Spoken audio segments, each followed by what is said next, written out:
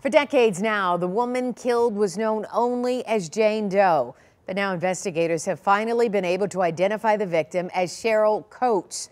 She was found buried in a shallow grave in Superior Township back in 1985. 7 Action News reporter Brett Cass picks up the story tonight with what led to this major breakthrough. From this 1985 image to a 2014 3D image, now to this, a real photo of Cheryl Coates, who the Washtenaw County Sheriff's Department says was killed nearly 40 years ago. She was 25 years old when her body was found. Were there any missing persons reports or anything back from 1985?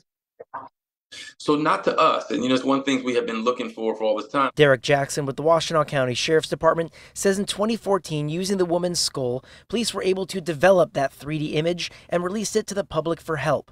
Then finally in 2021, advancements in DNA allowed them to identify possible relatives.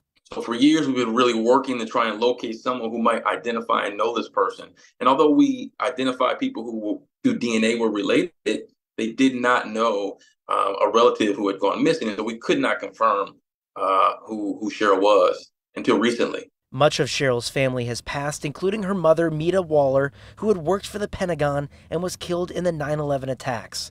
But finally, after 2 years, a living cousin was found in Washtenaw County, who provided Cheryl's name and photo, a major breakthrough in a 40-year case. Some of those retired and since deceased investigators are no longer here, but the work they did back in 1985 allowed us to do some of the stuff they were able to do more recently, and we don't give up on these cases. With this new info, investigators are spreading Cheryl's name and photo, hoping to give her family and friends more answers after 4 decades of waiting. Right now, any information hopefully allows us to find out who did this, why they did this, and the full backstory. And although many in Cheryl's family are either no longer with us or not around, we still want to bring justice for Cheryl.